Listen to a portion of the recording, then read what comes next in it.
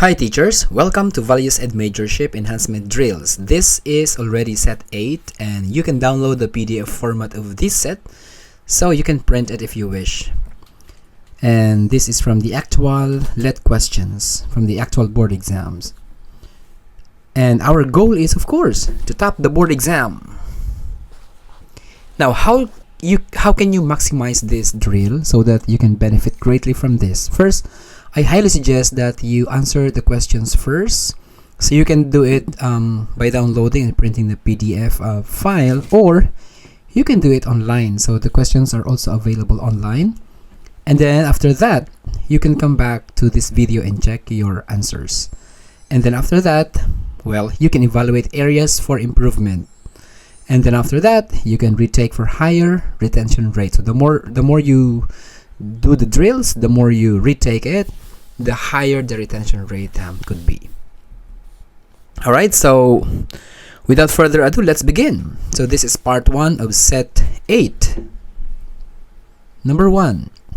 Man, the subject and object of values education, is multidimensional. As a physical being, what core values must he maintain? Letter A, truth. Letter B, social responsibility. Letter C, nationalism. And letter D, nationalism and patriotism. And letter D, health and harmony with nature. So your answer should be letter D, health and harmony with nature. As a physical being, maintaining health and harmony with nature aligns with ethical principles like Aristotle's concept of eudaimonia, yung flourishing, the concept of flourishing, at saka yung concept ni Maslow ng hierarchy of needs, yung physiological well-being natin. So, physical well-being is foundational for a person's ability to pursue higher values. Yung letter A, this is an intellectual dimension rather than a core physical one. Yung letter B naman is a social dimension. Yung letter C, more on political dimension. So, do you remember the core values under different dimensions of human person? We discussed that in legal basis of values education. So, we have physical, intellectual, moral, social, spiritual, economic, political. So, if you see the dimension here, the first column, you have the physical, intellectual, moral, social, spiritual, economic, and political. So these are the 7 dimensions of the human person, and then each one has a core value. And then at the second column is the core values. Yung third column, yun yung related values. So you can see there that physical dimension, the core values are health and harmony with nature. And then, for example, the related values are holistic health, cleanliness, physical fitness, reverence and respect for life, environmental care. So, ganun din sa intellectual dimension, our core values are truth and tolerance. And then you can see the related values. For moral dimension, we have the love and goodness as core values. And then the related values are also indicated in the third column. The social dimension, we have family. For family, we have peace and justice as the core values. And then for social respect, for society, so we have respect for human rights. Yung spiritual dimension naman, we have global spirituality. So more on the promotion of ecumenism. And then the economic dimension, we have sustainable and human development values. And for political, we have the nationalism and globalism as the core values. And then again, you can check this, you can memorize this if you need to, because some of them come out in the board exam. So as evidence in this item number 1 in set 8. Alright, so number 1 is letter D. Number 2, the practice of conforming with cultural standards through internalization of emotional experiences and simultaneous formation of conscience is attributed to letter A, educational philosophy.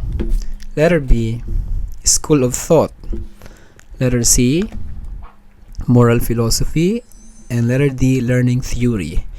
And our answer is letter C, moral philosophy. So Moral philosophy explores the development of conscience and internalization of values na makikita doon sa categorical imperative ni Immanuel Kant at saka sa virtue ethics ni Aristotle.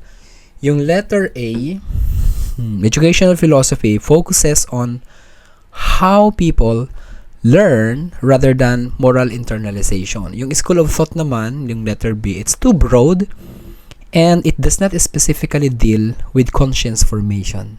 Yung letter D, learning theory, primarily explains behavior acquisition, not the moral internalization. So number 2 is letter C. Number 3, the basic method for developing values in young people is the use of values behavior of adults. In this light, the best role model for students is the blank. Letter A, counselor. Letter B, teacher. Letter C, dean. Letter D, principal. And your answer should be letter B, teacher. So teachers have the most consistent and direct influence on students' values formation. So Albert Bandura's social learning theory highlights modeling as a key way that people learn behavior and values. So yung letter A, counselor plays a guiding role but it's not as central in daily learning. Yung dean, it's more administrative and less involved in direct values transmission. Yung principal naman supervises school policies but he or she does not have daily interactions like teachers. So number 3 ay letter B. Number 4, how does an educator in values define cultural heritage? Letter A, traditions, societal modes of conduct, customs, accepted goals, practices, and ways of communicating which distinguishes one cultural group or society from another. Letter B, a high degree of societal development which has been achieved through the cultivation of the intellect to seek knowledge and truth by upholding the moral law through the training of the will to choose the good. Letter C, the sum of ways of living built up by a group of people, beings. Letter D, the sum of the beliefs and traditions of a group of people handed down from generation. So your answer should be letter A, traditions. So ang cultural heritage daw ay traditions, societal modes of conduct, customs, accepted goals, practices, and ways of communicating which distinguishes one cultural group or society from another. So this definition covers the collective identity of a group that reflects Durkheim's sociological perspective on cultural norms and traditions. So yung letter B is incorrect because it focuses on intellectual achievement rather than shared traditions. Yung letter C naman, the sum of ways of living, blah blah blah, it's too general and it lacks differentiation between cultures. Yung letter D naman, the sum of beliefs and traditions, it's narrower than the correct answer, which includes practices and communication. Although, this is a good distractor. You can see there the handed down from generation, no? The sense of cultural, the sense of heritage. However, it's a little bit, it's narrower compared to letter A, which broader than the letter D. So number 4 is letter A. Number 5, our will is to come to the fullest love of the supreme goodness, who is blank. Letter A, animal. Letter B, man. Letter C, God. And letter D, universe. The correct answer is universe is wrong. The answer is letter C. It's God. Well, in other answers, some students asked me because they said that the answers in other drills was universe, and I said it's God. It should be God. Many ethical theories like Thomas Aquinas' natural law theory suggest that ultimate goodness is found in God. So we know that. So if you study the 5 ways proving the existence of God philosophically without using the Bible. So you can find out that the ultimate goodness, the uncaused, the unmoved mover, is referring to God. And that is not just a universe, the nameless being out there. Since this is a values education, so we're studying this within the context of values education. So we have that belief. We're teaching something about godliness. So that is God, not universe. That's incorrect. Okay. So number 5 is letter C. Number 6. The advocacy to build a free, democratic, peaceful, and progressive nation will be realized if values education is provided at blank. Letter A, all levels of education. Letter B, college level.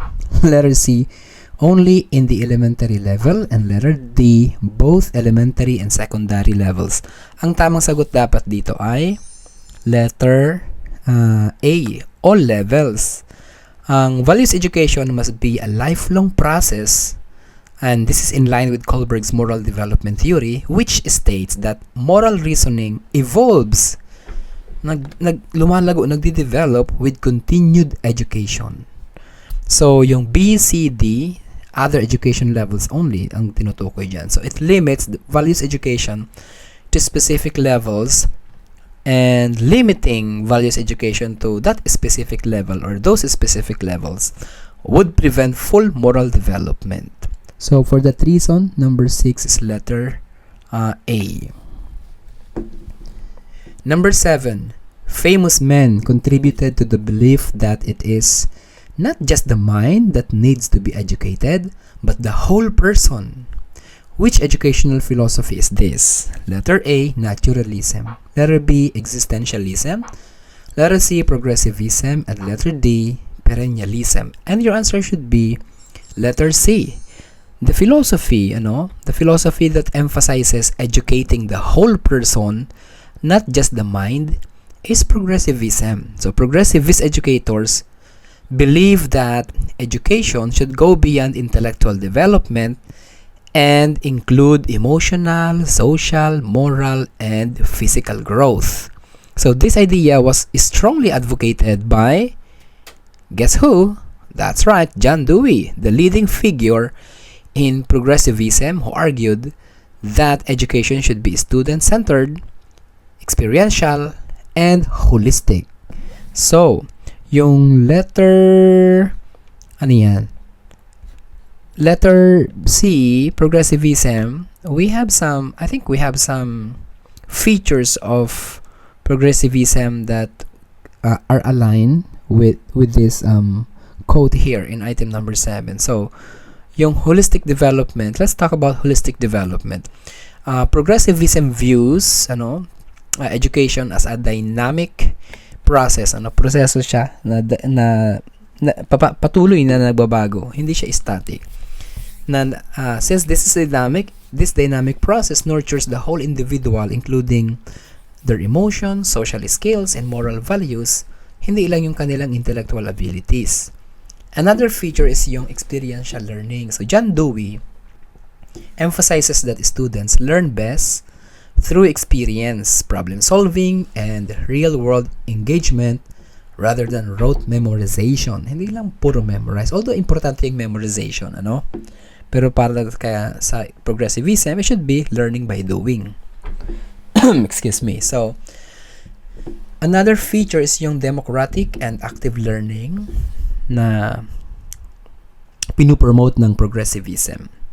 So, this philosophy supports interactive student-centered learning excuse me, where students develop critical thinking, creativity, and social responsibility. And when it comes to values integration, progressivism recognizes that education should prepare students for life, by instilling values, ethics, and civic responsibility, kaysa sa basta lang may deliver ang pagtuturo ang lesson, not just merely delivering academic knowledge. So it should be education for life. So yung naturalism is incorrect. Bakit? Kasi ang naturalism, as advocated by Jean-Jacques Rousseau, focuses on education based on nature and sensory experiences rather than traditional schooling. So, this is, while it emphasizes individual development, it does not specifically promote the education of the whole person in the way that progressivism does. So, ang mga naturalist na educators, they believe that learning should be spontaneous and free from a societal influence, whereas progressivist educators structured they structured the lessons. They advocate structured but flexible education na naka-tailor sa individual needs. So kaya mas inline sa progressivism yon. Yung letter B naman is also incorrect kasi yung existentialism, as promoted by sino ba yun? Jean-Jacques Rousseau, Jean-Paul Sartre and Soren Kierkegaard. Sila yung mga big names dito sa existentialism. So this philosophy focuses on individual choice. So tandaan niyo yung mga keywords na yan sa philosophy na ito. Individual choice, freedom, and personal meaning rather than holistic education. So bagamat ang existentialist ay naniniwala na education dapat ay tumutulong sa estudyante, bagamat na education should help students to find their personal identity and purpose in life. So this philosophy does not emphasize experiential learning and holistic growth in the same way that progressivism does. So the existentialist approach is more philosophical and abstract, samantalang ang progressivism ay pragmatic and action-oriented. And lastly, yung perennialism, which is also incorrect kasi this philosophy is associated with I think Adler and Hutchins. So this philosophy believes in timeless, universal truths and fixed curriculum na nakafocus on the great works of Western civilization. Yung everlasting knowledge, classics. So it prioritizes intellectual and moral education, but it does not emphasize experiential or hands-on learning or emotional and social development, unlike progressivism, which adapts education to the changing needs of society. Ang perennialism naniniwala sa traditional at rigid curriculum. Okay? So, for that reason, progressivism is the most appropriate answer because it promotes the education of the whole person, mind, body, and character through experiential student-centered learning. So unlike perennialism, which emphasizes traditional knowledge, and existentialism, which focuses on personal freedom, progressivism integrates knowledge, values, and experience to develop well-rounded individuals who can contribute meaningfully sa ating society. So number 7 is letter C. Number 8. The goal of values education in the Philippines is to provide and promote values at all 3 levels of educational system. From the development of the human person committed to letter A, the development of cultural values. Letter B, an abiding faith in God as a reflection of spirituality. Letter C, the development of sense of nationalism. And letter D, building a just and humane society. Ang tamang sagot dito ay letter D. Building a just and humane society. So the Philippine Constitution emphasizes the creation of a just and humane society as an educational goal. So John Rawls' theory of justice also supports fairness as a key value. Yung letter A, development of cultural values, it's incorrect because cultural values are important but not the primary goal of our values education. Yung letter B naman, abiding faith in God, it's a significant component but not the main focus. Yung letter C, nationalism is important but part of a broader goal of justice and humanity. So for that reason, number 8 ay letter D. Number 9, Jean-Jacques Rousseau is to early childhood as B.F. Skinner is to learning theory, program instruction, behavior modification, or letter D, cognitive development. Ang tamang sagot ay letter C, behavior modification. Skinner's operant conditioning, if you remember that, the operant conditioning is for Skinner and the classical is for Pavlov. So, the operant conditioning by Skinner shape modern behavior modification technique. So, yung letter A, learning theory, it's too broad. Yung program instruction is Skinner contributed to this, but it's not his primary theory. At yung letter D, cognitive development, it's more related to Piaget than Skinner. So, number 9 is letter C. Number 10. Like values, attitudes have cognitive, affective, and behavioral components, but they blank. Letter A consists of interconnected assertions. Letter B are inferred from what a person says or does. Letter C are exponents of values clarification. And letter D are not standards for making decisions. At ang tamang sagot po dapat dito ay letter B. Are inferred from what a person says or does. So, attitudes are observable sa pamamagitan ng mga behavior at mga verbal expressions aligning with behaviorism and cognitive dissonance theory ni Festinger. So, yung letter A, you can search that yung cognitive dissonance theory. Yung letter A consists of interconnected assertions. So, attitudes do not always form logical structures. Kaya incorrect yan. Letter A. Yung letter C naman are exponents of values clarification. So, attitudes reflect values but are not used solely for clarification. At yung letter D, attitudes often influence decision making or decisions. Okay? So, number 10 ay letter B.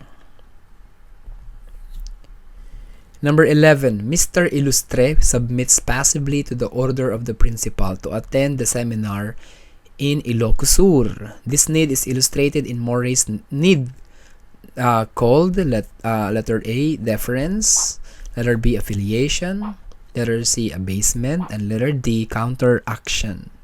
Ang tamang sagot dito ay letter A, deference.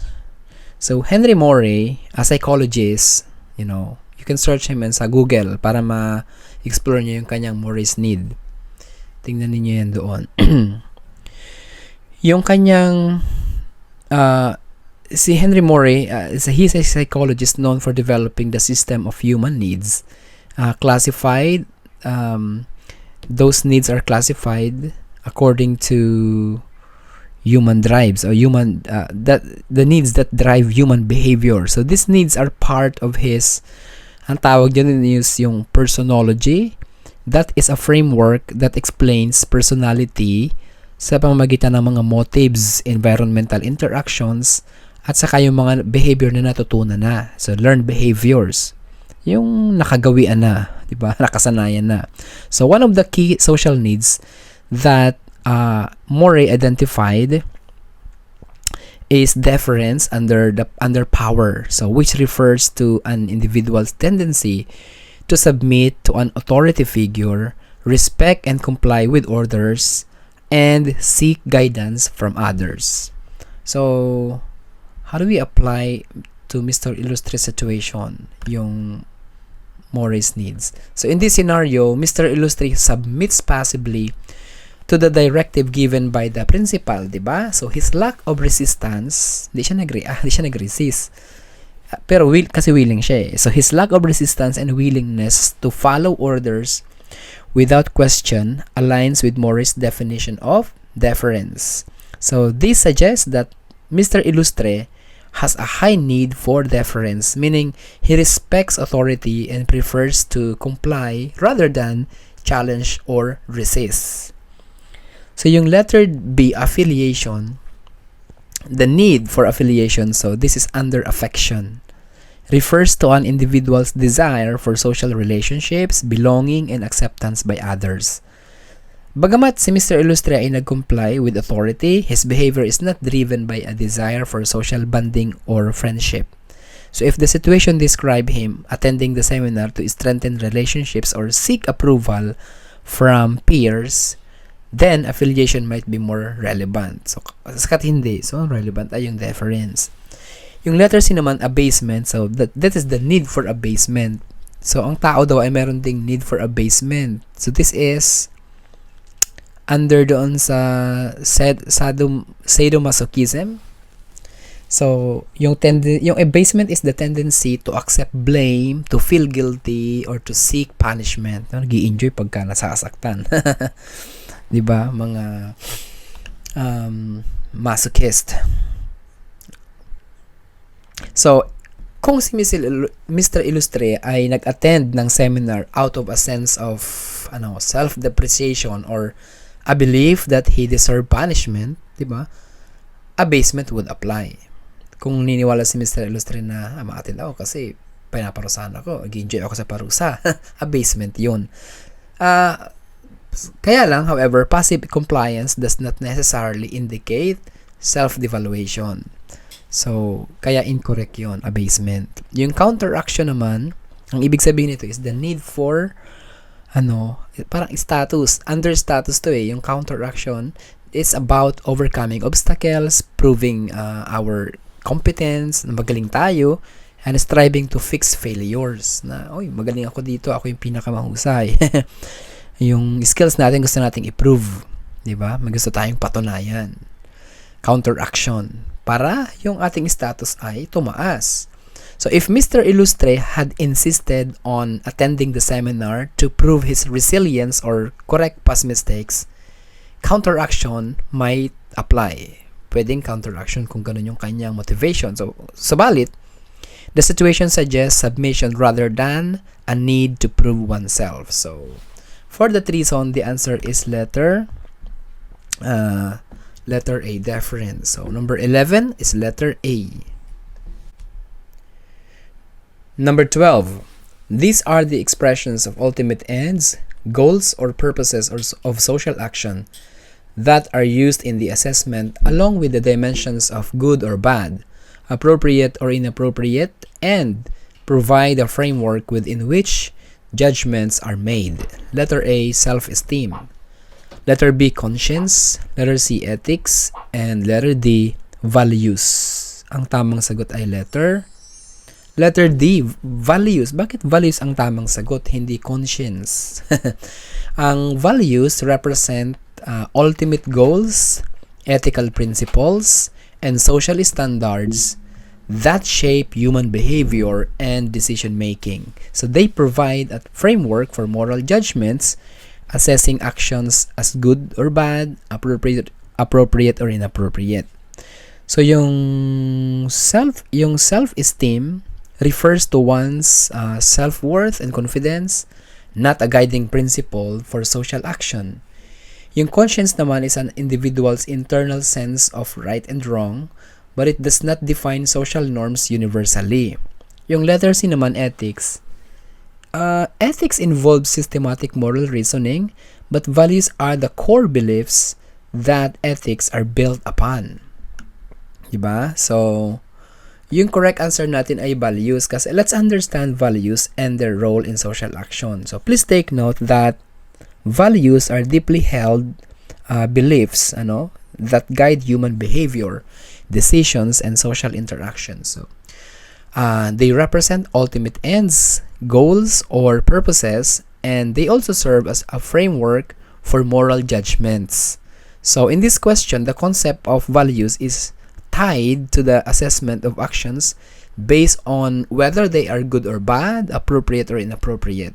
So, this is because values shape our perceptions, they also influence our ethical standards, and our values determine what is deemed acceptable in society. Halimbawa, honesty, justice, and respect are values that help individuals and communities to assess behaviors and societal norms. Kung walang values, there would be no coherent way to judge right from wrong in social contexts.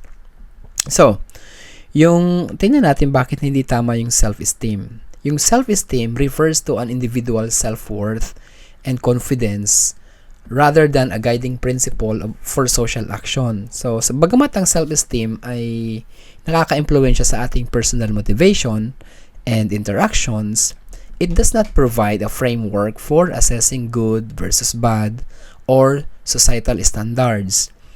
Ang values ang nakaka-influence sa ating self-esteem, but they are not the same concept.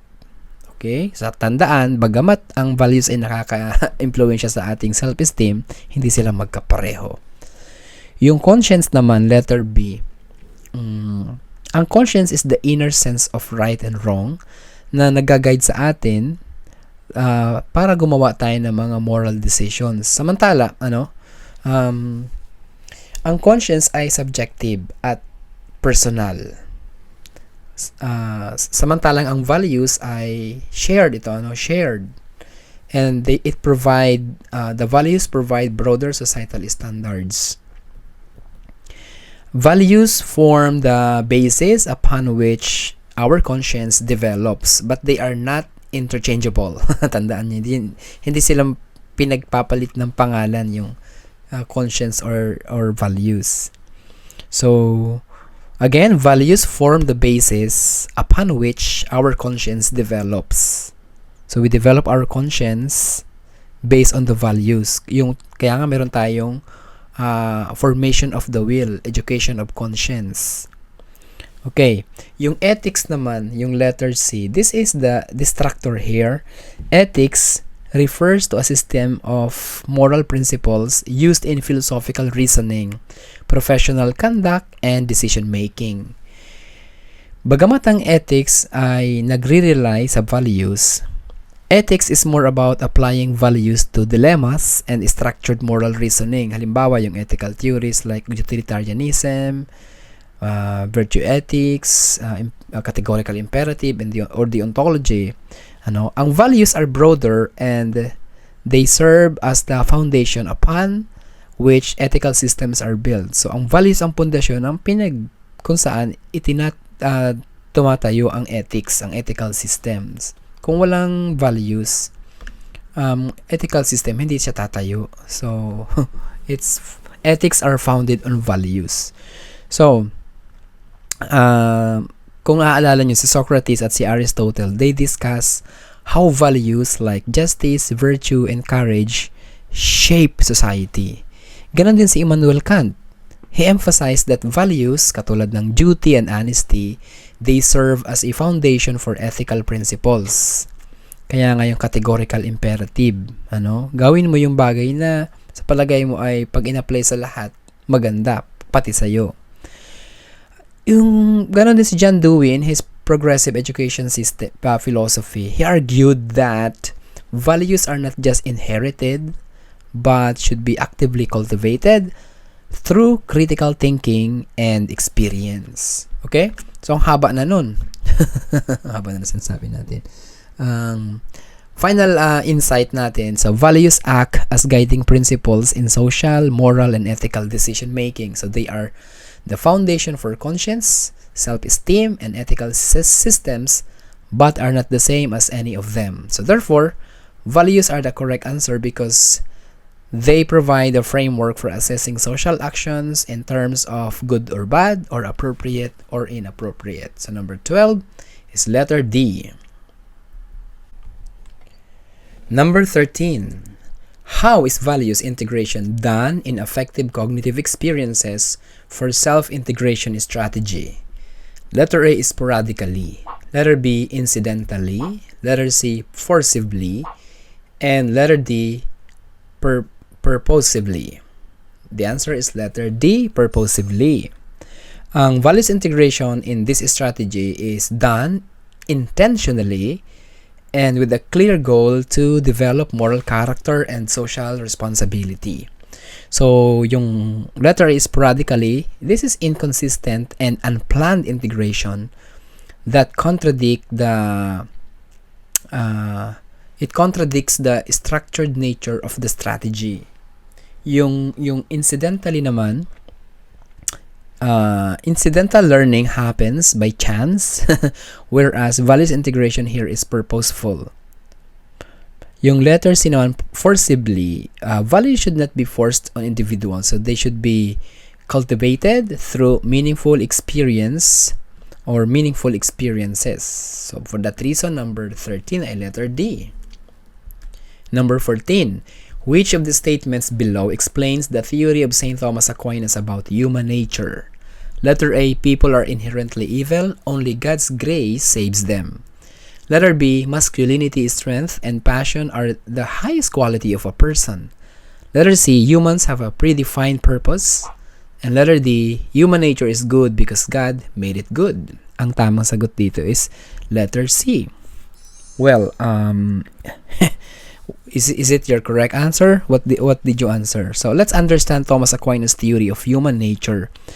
Saint Thomas Aquinas, a prominent medieval philosopher and theologian, he developed his view on human nature based on Aristotelian philosophy and Christian theology. One of his core beliefs was that human beings have a predefined purpose. Yung tawag natin dun is telos, which he discussed in his Summa Theologiae, specifically in question number 23 about predestination or predefined purpose. So for Aquinas, he defines predestination this way, quote, hence, the type of the aforesaid direction of a rational creature towards the end of life eternal, is called predestination. For to destine is to direct or send. Thus, it is clear that predestination, as regards its objects, is a part of providence. Close quotation. So that's yun yung definition ni Thomas Aquinas ng predestination. That's a very, very big issue sa medieval period, especially sa pagdating ng Reformation. Kasi yan yung naging malaking debate between the Christian mainstream, yung Catholicism, and Protestantism, yung predestination na pinaglaban nila Martin Luther and John Calvin. Anyway, according to Aquinas, everything in nature has an inherent purpose, including humans. So this purpose is rooted in reason and directed toward the ultimate good. Ano yung ultimate good? Yung God, si Lord. Human beings are rational creatures capable of making moral choices, and their purpose is to live virtuously, to seek the truth, and ultimately achieve union with God. Yung beatitudo na tinatawag, yung beatitude, yung ultimate happiness. So the natural law, which is built into human nature, directs individuals to act in ways that fulfill this predefined purpose. Kaya nga pag nag-act tayo against our nature, we become unhappy. Kasi we go against nature. Look at yourself. What's your nature? Halimbawa, are you a man or are you a woman? So that's an example of nature. If you go against your nature, you will be distracted. So the natural law, which is built into human nature, directs individuals to act in ways that fulfill our predefined purpose. So this idea aligns with Aristotle's concept of final cause, where every being has an end goal or ultimate function. Para sa ating mga tao, for us humans, this is happiness through virtue and alignment with God's will. That's our predefined purpose. Yung letter A, people are inherently evil, only God's grace saves them. So this reflects the theological position of St. Augustine and later the position of Protestant reformers like Martin Luther, John Calvin, rather than St. Thomas Aquinas. So Augustine emphasized original sin and the belief that humans are corrupt by nature. Corrupt tayo by nature and need divine grace for salvation. So sa kabaliktaran naman, in contrast, Aquinas believed that while humans are affected by sin, they are fundamentally rational and capable of choosing good sa pamamagitan ng ating free will. Yung option B, masculinity, strength, and passion are the highest qualities of a person. So, this does not align with Aquinas' philosophical or theological stand. While he acknowledged the importance of virtues like courage and strength, He emphasized intellect, reason, and moral virtue as the highest human qualities. So para kay Aquinas, Aquinas was not gender biased in his philosophy. He believed that all humans, regardless of our gender, have the same purpose, and that is to pursue the truth, the goodness, and ultimately, God. Yung letter D naman, human nature is good because God made it good. Well, bagamat ito ay tama, siguro ito yung sinagot mo. So this answer is too simplistic and incomplete in explaining Aquinas' philosophy. Aquinas built his argument from Augustine, so it's not original from him. So he argued that God created humans as inherently good, but he also recognized that humans have free will, which allows them to choose between good and evil. So Aquinas did not argue that all humans automatically act morally, but rather that they must develop virtue to fulfill their purpose. So, philosophically and ethically, natural law theory ni Aquinas argues that human morality is derived from rational principles built into nature by God. So Aristotle's teleology influenced Aquinas, particularly in the belief that humans have a specific purpose that can be realized through virtue and reason.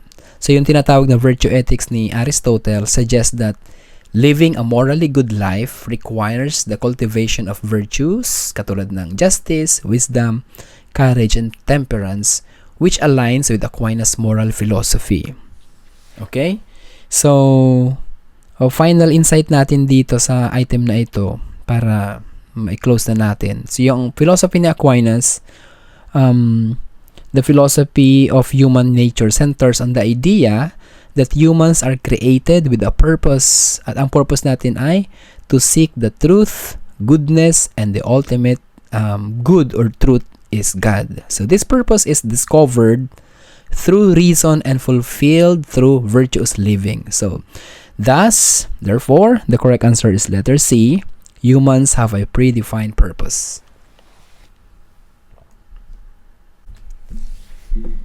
Number 15. Sense experience is to Montessori as cognitive development is to blank. Letter A, Jerome Bruner. Letter B, Albert Bandura. Letter C, Jean Piaget. And letter D, Sigmund Freud. Your answer should be letter C, Jean Piaget.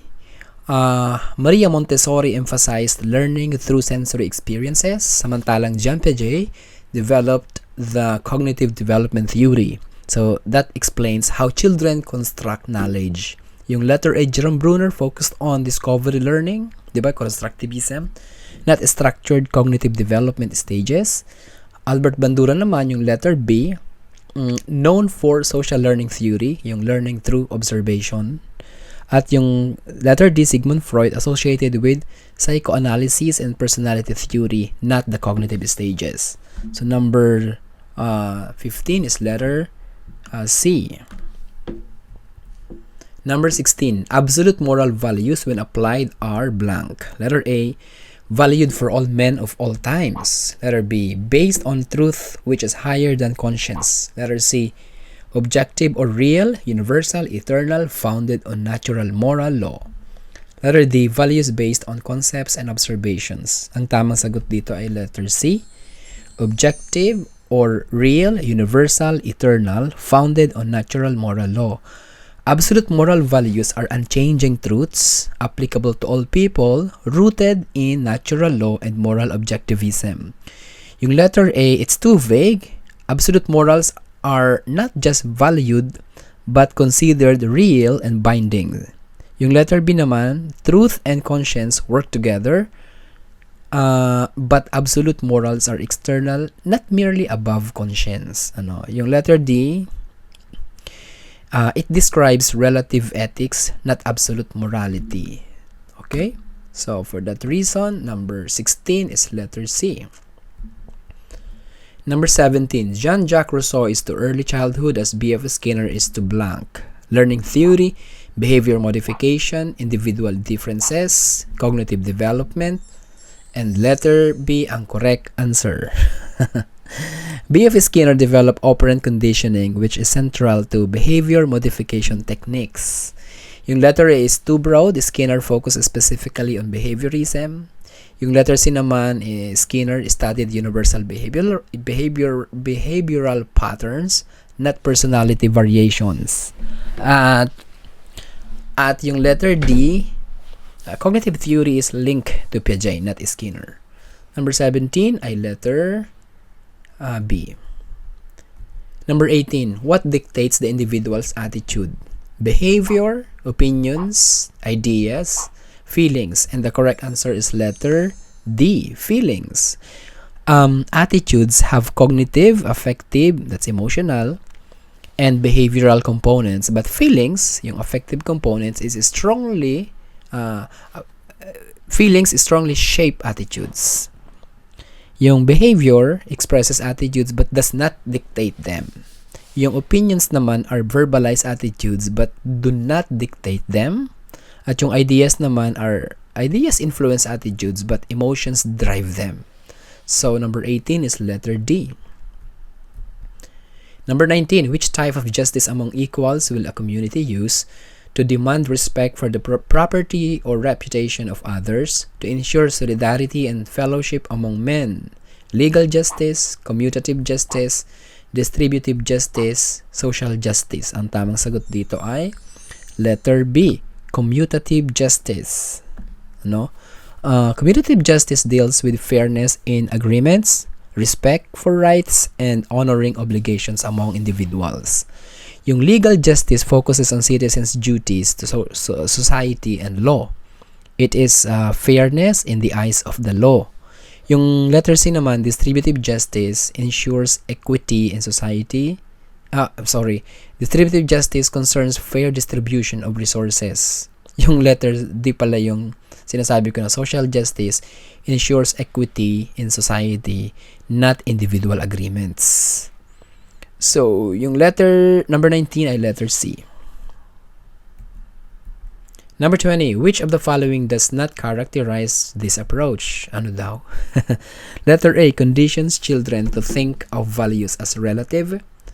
Letter B, children will make their own decision based on reason. Letter C, not a way to teach values but a way for students to clarify their own values. And letter D, emphasis on feelings, personal growth, and a totally non-judgmental attitude. The correct answer is letter A. Conditions children to think of values as relative. So, values clarification encourages students to reflect on their values but does not impose relativism. Okay, so that's one thing we should not teach to our students, because we are teaching universal or objective values, not relative or subjective values.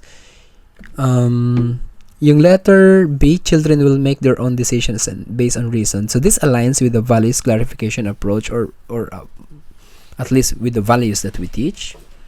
Yung letter C naman correctly describes a method in values education. At yung letter D, so these are key features of an approach in values education. So number 20 is letter A. And that's part 1 of set 8 of our Values Ed Majorship Enhancement Drills. Let's continue in the next video.